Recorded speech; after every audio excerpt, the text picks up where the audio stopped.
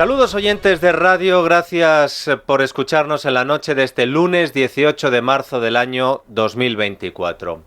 Para explicarles bien todo lo que ha ocurrido hoy, que es mucho, antes les tengo que contar algo que a lo mejor, por haberse publicado durante el fin de semana, ustedes se lo han perdido. Ustedes ya sabían, porque se lo hemos contado aquí, que la mujer del presidente del gobierno de España se reunió en varias ocasiones con el comisionista de la trama interminable, Víctor de Aldama, y con el dueño de Europa, esa aerolínea que rescató su esposo, el presidente del gobierno. Ustedes ya sabían que al menos hubo 3 reuniones secretas, además de actos públicos en los que coincidieron los 3 protagonistas, Begoña Gómez, Javier Hidalgo y Víctor de Aldama. Y ustedes ya sabían que 2 de esas reuniones secretas se produjeron en la sede de Globalia, la matriz de Air Europa, sede que está en Pozuelo de Alarcón, en Madrid. Hoy, 18 días después de que el Confidencial publicara aquella exclusiva, Air Europa ha reconocido que efectivamente se produjeron 2 encuentros con Begoña Gómez el 24 de junio y el 16 de julio de 2020, que fueron en el despacho del propio Javier Hidalgo, en la 3ª planta de las oficinas de Pozuelo, y que, según Air Europa, no asistió nadie más. El Confidencial dijo que Begoña Gómez había ido acompañada por, además de 2 escoltas, un hombre y una mujer que no han sido identificados. La aerolínea, fuentes de la aerolínea, han dicho que en esos 2 encuentros se habló de una aplicación de venta de medicamentos online que le acabó tumbando la Audiencia Nacional y de otro negocio que tampoco prosperó de convertir pueblos abandonados en complejos inmobiliarios. Ante la pregunta de ¿qué pintaba ahí la mujer del presidente del gobierno de España? La respuesta es que Hidalgo y Aldama le habrían encomendado a Begoña Gómez las labores de asesoría y consultoría. Supongo que, si esto es cierto, la mujer del presidente tendrá el contrato en el que aparece cuánto le pagaron por esas gestiones y cuánto declaró ella a Hacienda por esos ingresos. ¿O es que acaso, de ser cierto, hizo esas labores gratis? Esto en cuanto a las reuniones que ya se han reconocido que efectivamente se produjeron. Pero quizá la más interesante ahora es otra reunión que se publicó este fin de semana y que nadie de Moncloa ha desmentido. En septiembre de 2019, ustedes ya lo sabían, se pudo ver por primera vez en público a Begoña Gómez con Javier Hidalgo y con el comisionista de la trama, el tal Aldama. Fue un acto organizado por la Asamblea General de la Organización Mundial de Turismo en San Petersburgo, en Rusia. Bueno, pues ha desvelado The Objective que ese mismo día en el que se ven en este acto de la Organización Mundial del Turismo, los 3 quedan en una cita posterior. Por la noche, Aldama, Hidalgo y Begoña Gómez tuvieron un encuentro en la habitación de un hotel a medianoche. Según la información de The Objective, fue Begoña Gómez la que se acercó a la habitación del dueño de Europa, una forma de llamarlo, señor Hidalgo, habitación donde estaba también el comisionista del Ferrari. En ese momento no se sabía que era comisionista del Ferrari. Begoña Gómez, la mujer del presidente, acude a la habitación de Hidalgo con 2 escoltas. Y le abren la puerta los que estaban dentro, y los escoltas se van porque Begoña Gómez les dice que se vayan. Aunque fue Begoña Gómez la que se acercó a la habitación, al parecer los otros 2 ya la estaban esperando porque habían quedado con ella porque le iban a pedir ayuda. ¿Ayuda para qué? Pues Javier Hidalgo le pide que le eche una mano con una deuda que tenía la compañía de la aerolínea Globalia con un negocio de autobuses que quería usar para rehabilitar lo de los pueblos.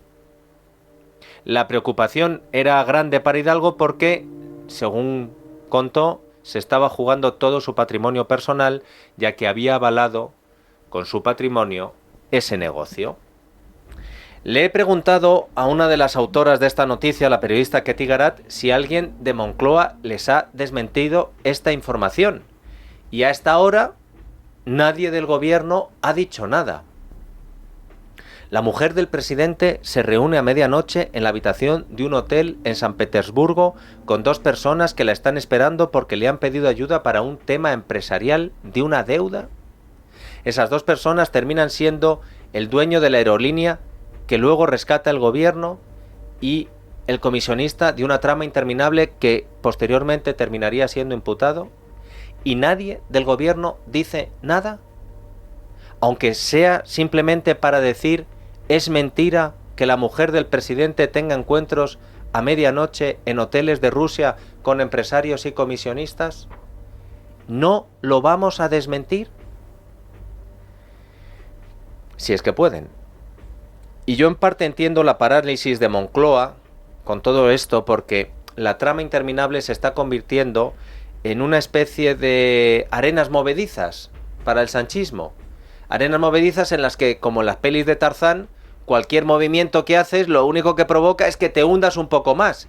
Y si no te tira alguien una liana, te vas para el fondo. Y les voy a poner 2 ejemplos o un par de ejemplos que considero que ayudan a explicar muy bien esto de las arenas movedizas. Estás metido hasta la cintura y cuando tratas de zafarte, vas y dices: anda, pero si ahora estoy metido hasta el cuello. El Partido Popular presentó la semana pasada una denuncia contra el presidente del gobierno ante la Oficina de Conflicto de Intereses. El PP denunció a Pedro Sánchez por no haberse ausentado de los consejos de ministros en los que se decidió el rescate de Air Europa, a pesar de, como ven, les acabo de contar, los vínculos cercanos a él con Air Europa. La denuncia se presentó el jueves. La Oficina de Conflictos de Intereses tenía 30 días hábiles para investigar y decidir. Pues 4 días después, con un fin de semana de por medio, ya tenemos resolución. Resolución que, por cierto, lo pueden leer ahora en Voz Populi, ha sido tan rápida porque solo le han preguntado a la Secretaría General de Presidencia de Félix Bolaños: oye, os hemos solicitado información si se ha hecho algo mal. ¿Qué va? Se ha hecho todo bien. Ah, por cerrado. Pero lo curioso ya no es esto, que le hayan preguntado solo a Bolaños y que lo hayan hecho de forma express. Lo más llamativo de hoy es que la resolución de la Oficina de Conflictos de Intereses no la hemos conocido por la Oficina de Conflictos de Intereses o por boca de algún miembro del gobierno, puesto que la denuncia es contra el presidente. La decisión de un organismo del Estado la ha hecho pública la portavoz del PSOE, Esther Peña, durante la rueda de prensa en la sede de Ferraz. Los periodistas, lógicamente, le han preguntado por todas estas informaciones que salpican a Begoña Gómez. Y en ese momento, la portavoz, a la primera pregunta de Mariano Alonso ABC, se ha puesto a rebuscar en los papeles que llevaba para responder a la noticia. Me gustaría saber qué piensa el Partido Socialista de esos encuentros de la mujer del gobernante que daba el rescate con el rescatado, y si puede confirmar que, como dice la información, fueron para tratar negocios en los que de alguna manera también podría estar concernido uno de los implicados en la trama Koldo, como es el señor Aldama. Pues fíjese, me alegro de esta última pregunta, porque ya nos referimos en su momento a que ciertas especulaciones eran del todo falsas, pero es que acabamos de conocer que la Oficina de Conflictos de Intereses acaba de archivar la denuncia del Partido Popular contra el presidente del Gobierno. Lo dijimos en su momento, dijimos que esta cuestión no tenía base jurídica alguna y que el Partido Popular solo buscaba con esto introducir más ruido y más ruido para tapar el escándalo, que este sí se cierne sobre Isabel Díaz Ayuso y ahora también sobre su jefe de gabinete. Por tanto, recién conocido esto, les hago una apuesta, ¿no? Seguramente que el Partido Popular dirá ahora que la Oficina de Conflicto de Intereses está al servicio del Gobierno, etcétera, etcétera, ¿no? Y siempre es lo mismo. Siempre es lo mismo. Siempre es lo mismo, claro. El PSOE anunciando desde la sede del partido en Ferraz la decisión de la Oficina de Conflictos de Intereses. En ese momento, y de ahí que siempre es lo mismo con el PSOE, ningún medio de comunicación lo había publicado. Como lo de María Jesús Montero cuando dijo las comisiones de las mascarillas, si todavía no lo había publicado el diario.es, haberte esperado 4 horas. Bueno, pues Esther Peña se tenía que haber esperado 4 minutos, porque el más rápido que ha publicado algo ha sido la cadena SER, al que le han filtrado el informe, y lo ha publicado unos minutos después de que Esther Peña ya hubiera dado la primicia en la rueda de prensa.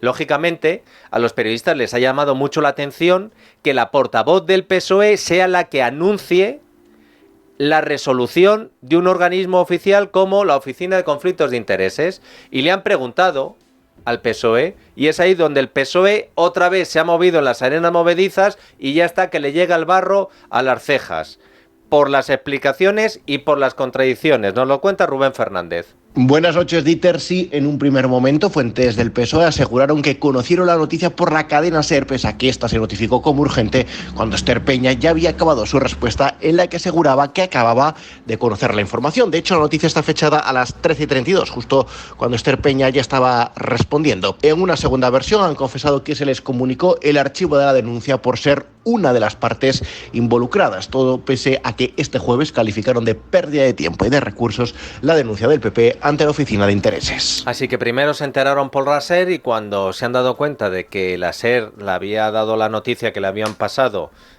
minutos después, no, oye, es que somos una parte interesada.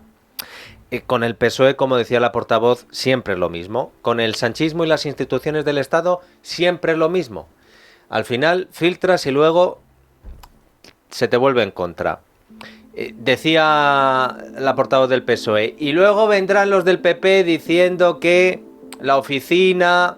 Voz Populi publicó ayer que los miembros de la Oficina de Conflictos de Intereses fueron designados por el Ministerio de Hacienda de María Jesús Montero. Solo un dato. El subdirector general de régimen de incompatibilidades de los empleados públicos llegó a la Oficina de Conflictos de Intereses desde Correos, donde la empresa donde Pedro Sánchez había colocado a su amigo y ex jefe de gabinete Juan Manuel Serrano, el que ha arruinado Correos. ¿Y saben quién le reclutó a este señor para la Oficina de Conflictos de Intereses? Pues la número 2 de María Jesús Montero, Pilar Paneque, y como el apellido es un poco singular, o por lo menos no es muy común, en cuanto hemos leído Pilar Paneque nos hemos acordado de que hablamos de Pilar Paneque en este programa el 4 de marzo, porque fue Pilar Paneque, estrecha, colaboradora de confianza, ¿se acuerdan de María Jesús Montero, siempre juntas desde hace un montón de años? La que recibió la auditoría que hizo la Intervención General del Estado, alertando de las irregularidades cometidas en los contratos del material sanitario, y no hizo nada. Bueno, pues esta es la que reclutó al de la Oficina de Conflicto de Intereses. Si con el carpetazo que hoy la Oficina de Conflictos de Intereses, de forma express, preguntando solo a Bolaños, Moncloa piensa que ha zanjado el escándalo de la mujer del presidente, ya les digo que mal van. En la parte periodística y en la parte política. En la parte política, sepan que el PP ha presentado una batería de preguntas por escrito para determinar si Begoña Gómez actuaba como mediadora o conseguidora para las personas que están saliendo salpicadas en la trama interminable. Quieren saber si Sánchez conocía las reuniones de su mujer con Hidalgo y compañía, quieren saber si esa relación profesional influyó en el rescate de Europa y si existen más relaciones profesionales de Begoña Gómez con otras empresas que hayan recibido ayudas del gobierno, porque esto también es interesante. También quieren saber si los viajes de Begoña Gómez a Ghana y a otros países se pagaron con dinero público y si se empleó el Falcon. Y no descartan reclamar por vía judicial que se investiguen estas relaciones profesionales de la mujer del presidente del gobierno. El próximo miércoles hay nueva sesión de control al gobierno y va Pedro Sánchez. Y veremos a ver si alguien pronuncia el nombre de Begoña Gómez para preguntarle al presidente del gobierno por estas cuestiones en voz alta. Desde el gobierno y el PSOE siguen evitando responder a la prensa. Y cada vez que los periodistas le preguntan por Begoña Gómez, en el gobierno y el PSOE sacan a pasear a Ayuso, a la familia de Ayuso, a la pareja de Ayuso y ahora al jefe de gabinete de Ayuso. Escuchen la última pregunta que le hacían a la portavoz socialista Esther Peña en la rueda de prensa en Ferraz. El PP se defiende por esas acusaciones que hay contra Ayuso y contra su mano derecha, Miguel Ángel Rodríguez, diciendo que ustedes también amenazan a periodistas y pone como ejemplo, entre otros, al ministro Óscar Puente. Quería saber qué tienen que decir. Es absolutamente miserable que los insultos y las amenazas se conviertan en una gracieta. Y es el modus operandi de este señor cuando pertenece a los organigramas del Partido Popular. Nada que ver, nada que ver. Por tanto, yo lo que le pediría es un poco de respeto si continúa en sus funciones, porque entendemos que lo democráticamente higiénico sería que fuera cesado. Por si ustedes no lo saben, el diario.es, que es el periódico que publicó lo del novio de Ayuso y al que luego se le adelantó Montero y 4 horas después publicó lo mismo el diario.es, ha publicado una conversación privada entre el jefe de gabinete de Ayuso, Miguel Ángel Rodríguez, y la periodista y adjunta al director del diario.es, Esther Palomera, conversación en la que Miguel Ángel Rodríguez arremete contra este medio de comunicación por lo que estaban publicando sobre el novio de Ayuso.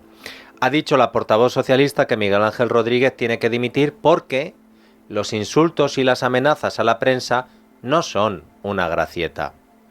Y en este punto, si les parece, vamos a hacer un repaso de los ataques que un compañero de partido de Esther Peña y ministro del Gobierno de España, Óscar Puente, le ha hecho a los periodistas en las últimas semanas. Por ejemplo, el periodista de ABC, Javier Chicote, le afeó al ministro sus salidas de tono en las redes sociales diciendo que le quedaba grande el traje de ministro. A esto, Óscar Puente respondió en redes sociales: aquí el jefe de investigación. Y compartió un vídeo de Chicote explicando en televisión una exclusiva de ABC sobre la fundación CEPS, origen de Podemos. Puente añade sobre el periodista de ABC en las redes sociales: espero que como sastre tenga mejor tino que como investigador.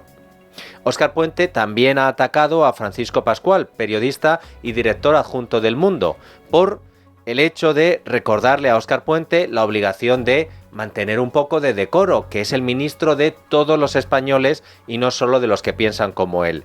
A lo que Óscar Puente en sus redes sociales escribió: si no te pasases el día lamiéndole el dobladillo del pantalón a Ayuso cuando protagoniza sus patochadas, tendrías alguna legitimidad para reprocharme a mí algo. Y añadió el ministro que el diario El Mundo es un panfleto. Otro de los medios que han sufrido los ataques de Óscar Puente es El Confidencial. El ministro escribió esto sobre las noticias de la trama que salpican al Ministerio de Transportes. La fachosfera te lo niquela en un pispás, ahora que conmigo lo llevan crudito. Inés García, periodista de La Sexta, escribió a través de sus redes sociales: amnistía como ahorro en justicia, ese argumento no lo vimos venir. Hacía referencia a la periodista de La Sexta a una de las declaraciones de Óscar Puente diciendo que con la ley de amnistía se ahorraba dinero la justicia. Óscar Puente acusó a la periodista de La Sexta de no ser seria por no mirar el contexto de sus palabras. Eduardo Suárez, editor jefe de Reuters Institute, un centro de investigación de periodismo, le reprochó a Óscar Puente en Twitter el hecho de que se estuviera dedicando a intimidar a periodistas. No es responsabilidad del ministro, sino de quien lo nombra, lo consiente y lo fomenta, dijo el editor jefe del Reuters Institute. El ministro dijo de Eduardo Suárez que era un ejemplo más de un periodista utilizando sus medios para insultar a políticos de izquierdas, algo que en España se ve con frecuencia. Al ministro de Transportes tampoco le gustaron los contenidos emitidos en el programa de 4 de Risto Mejide. Óscar Puente acusó a la cadena 4 de haber recibido presiones del entorno de Ayuso para vincular el caso de su pareja con lo que estaba publicándose de la trama Coldo. El ministro llegó a llamar matón a Risto Mejide. Óscar Puente ha arremetido contra la escaleta del programa Espejo Público de Susana Griso.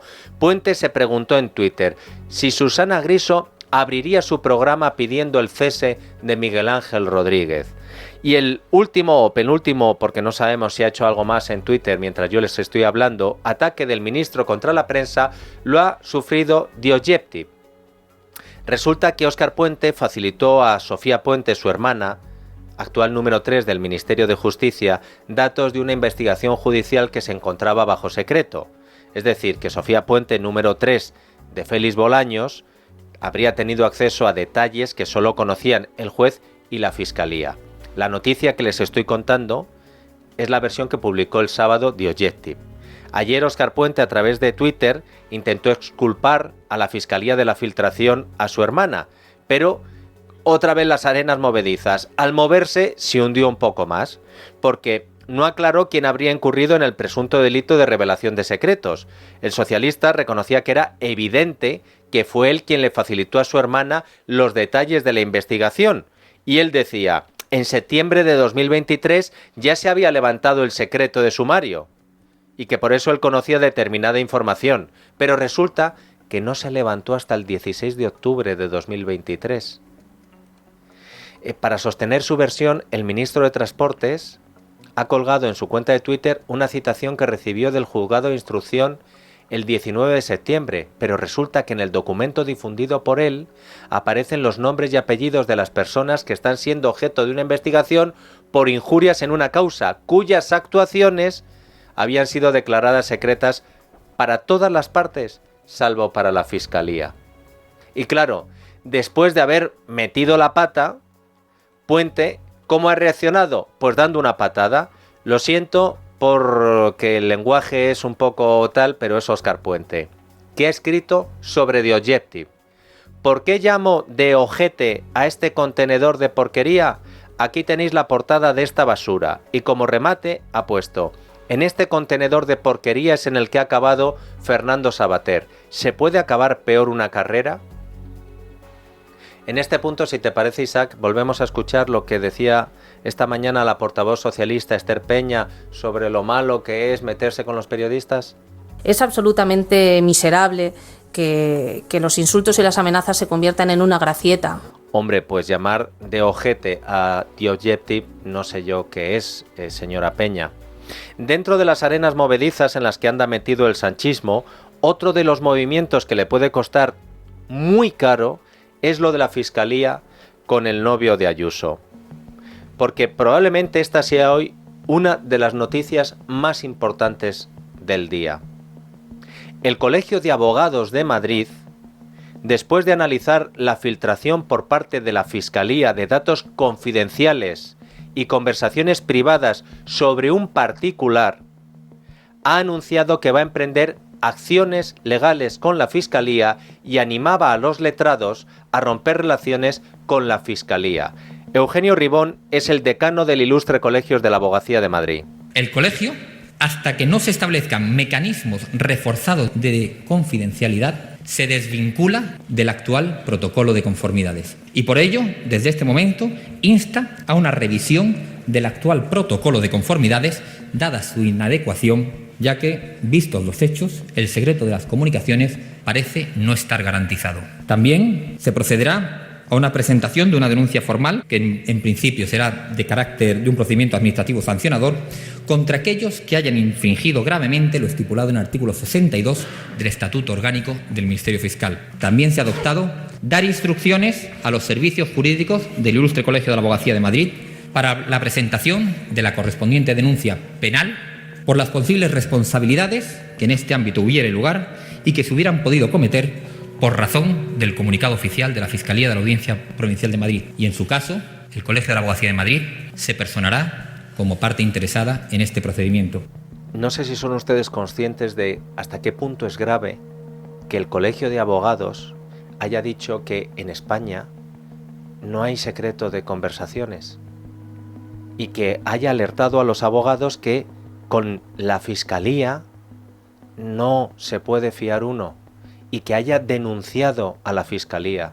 Yo no sé si ustedes son conscientes de la gravedad de esto, Pero ¿saben quién es muy consciente en el lío en el que se había metido? El fiscal general del Estado.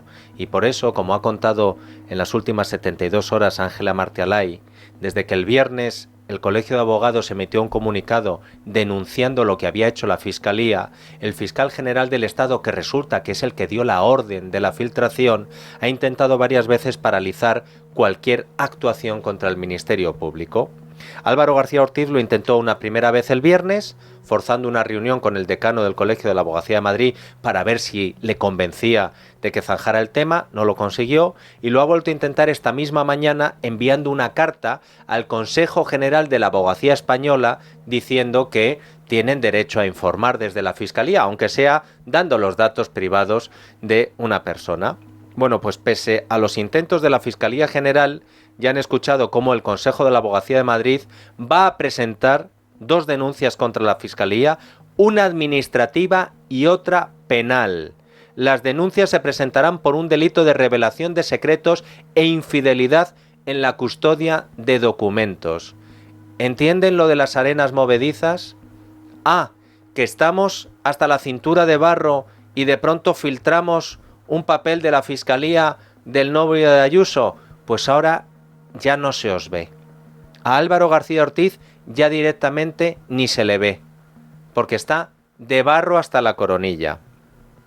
Al hilo de esto, escuchen lo que decía la presidenta de la Comunidad de Madrid, Isabel Díaz Ayuso, cuando le han preguntado por lo de las filtraciones de su pareja. Yo creo que lo que está pasando es que se están utilizando todas las herramientas y los poderes del Estado contra un particular para intentar hacer daño político a un adversario, algo que me parece chavista y gravísimo. De hecho, eso es lo profundamente ilegal y es lo que se está investigando. Me parece un escándalo absoluto. Hablando de Venezuela, el comandante de la Guardia Civil, a la que, sabiendo que estaba recibiendo seguimientos de la UCO porque le habían pillado en la trama, Marlaska lo manda de agregado a la Embajada de Venezuela, es hoy noticia también en la trama interminable.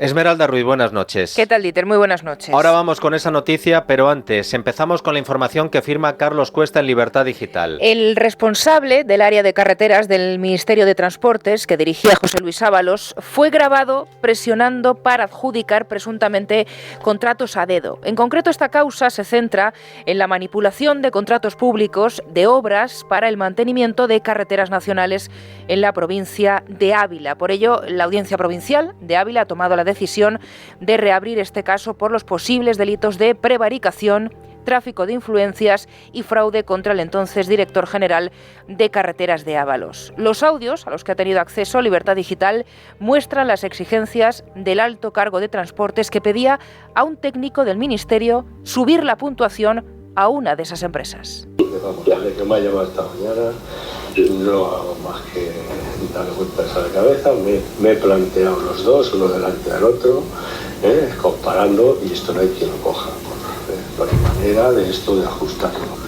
Yo no lo puedo ajustar esto, ¿no? Y además esto es una cosa que luego es pública, la va a ver todo el mundo, y yo voy a quedar como, no sé, como calzonazos. Yo no le puedo subir esos puntos. ¿Y a dónde lo puedes puedo subir 8 puntos, pero es que me he apuntado, si quieres, a 80 no cumplo las instrucciones finales. Estas palabras del técnico se refieren a la empresa que debía ganar el concurso por méritos propios y a la empresa que el subdirector general del Ministerio pretendía que ganara y que finalmente lo hizo. En juego estaban más de 25 millones de euros para la conservación de una carretera nacional en Ávila. Vamos con lo del comandante de Venezuela. El Mundo. Los pinchazos telefónicos de la UCO señalan al que fuera mano derecha del delegado del Gobierno de Andalucía, Pedro Fernández Peñalver. Los investigadores captaron una conversación entre Koldo García y el guardia civil destinado en Venezuela, en la que se refieren al entonces coordinador de la delegación del Gobierno en Andalucía, Antonio Fernández Menéndez. Toño, así le llamaban, mantenía una relación con Koldo y con el comandante imputado, a quien le mandó un mensaje de WhatsApp el pasado 11 de abril de 2021, en el que le contaba su nombramiento dentro de la delegación del Gobierno y textualmente decía: Buen puesto, jeje, así que ya sabes que somos compañeros ya que nos paga el mismo jefe. Lo demás, todo en buenas manos, cierro comillas. De Andalucía a Canarias, según El Español, el gobierno que entonces presidía el actual ministro de Política Territorial, el socialista Ángel Víctor Torres, otorgó un curioso contrato de 1,3 millones de euros por mascarillas y material sanitario durante la pandemia. Ese contrato se adjudicó a una sociedad que no existía en el momento de la firma del contrato. De hecho, la empresa central de Sanitary Traders Spain SL se creó una vez el Servicio Canario de Salud dio el visto bueno al presupuesto de las mascarillas que se presentó el 20 de abril de 2020. Y por último, Voz Populi. La Audiencia Nacional reclama al Gobierno el expediente por el que se concedió una ayuda de 18 millones de euros a las discotecas Pachá. La ayuda fue en diciembre del 21. El tribunal se posiciona así del lado del Consejo de Transparencia en su petición de informar al Gobierno. El Ministerio de Industria se niega a dar información porque el decreto que avala las medidas de apoyo a las empresas tras la pandemia dice textualmente: los datos, documentos e informaciones tendrán carácter reservado y con las excepciones previstas en la normativa vigente no podrán ser divulgados a ninguna persona o autoridad ni utilizados con finalidades distintas de aquellas para las que fueron obtenidos. Pero la Audiencia Nacional cree que este decreto no puede sortear la ley de transparencia y buen gobierno. Estaría bien, Esmeralda, saber a quién se le ocurrió la frase textual de que, con excusa de la pandemia, los datos, documentos e informaciones de todos los contratos excepcionales durante la pandemia tenían un carácter tan reservado que no podrían ser divulgados a ninguna persona o autoridad. A ninguna persona o autoridad. ¿Se imaginan lo que es poder hacer contratos tan secretos que no se los tengas que dar a ninguna autoridad? Claro, así nos explicamos muchas cosas. El problema es que ha llegado una autoridad, que es la justicia, y le ha dicho: trae para acá esos contratos. Y ahora es cuando algunos están sudando la gota gorda.